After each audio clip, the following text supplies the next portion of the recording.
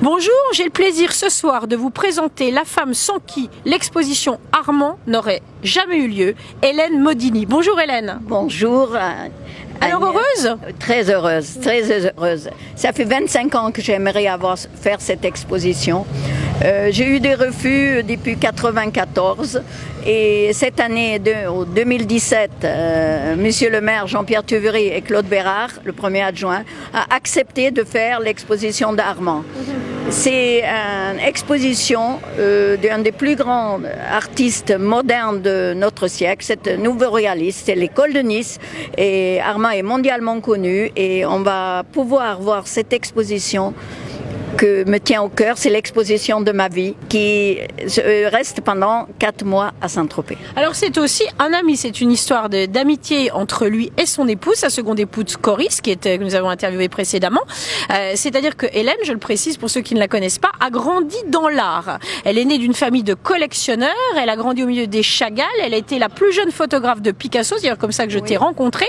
Et donc tu as vraiment l'art dans le sang. Aujourd'hui cette exposition tu la portes parce que c'est aussi la relation que tu as eue avec Armand de longues années. Quel type d'homme était-ce? C'était un homme exceptionnel, c'était un homme de grande qualité, un artiste dans l'âme, généreux, éduqué, sensible, raffiné.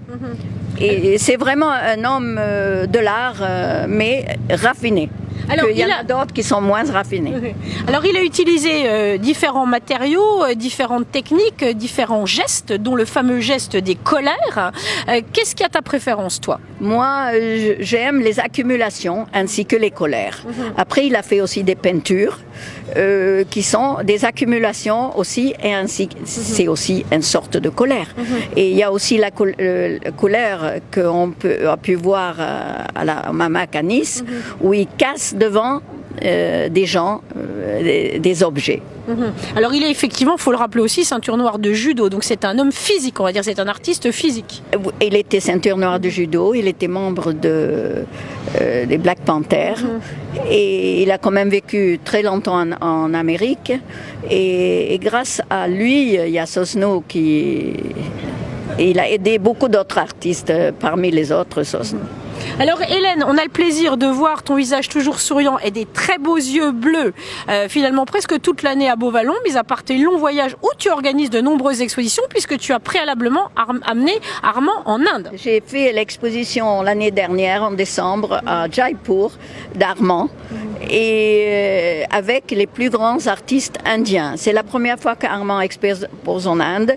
Les Indiens ne sont pas très chauds à avoir des artistes hors des artistes indiens, mais ça fait un énorme succès où il a exposé à Jaipur avec Subodh Gupta, qui vient d'exposer à la Monnaie de Paris, avec Bartikar, avec Reddy et d'autres grands artistes indiens. Hélène, je te remercie et je te laisse rejoindre tes amis pour le dîner post-vernissage où seront donc présents Coris, Jérôme Neutre, qui est quelqu'un de très influent dans l'art aussi, Christo, me disais-tu, qui va nous rejoindre? Christo va venir pour l'ouverture de l'exposition de la fondation Guy Peters et Guy et Linda Peters. Alors Guy et Linda qui sont, j'allais dire, les mécènes de cette exposition estivale que je vous invite vivement à découvrir en vous baladant le long des golfes clairs, en vous baladant dans Saint-Tropez par ces soirs d'été très doux. Merci beaucoup Hélène. Merci beaucoup Agnès.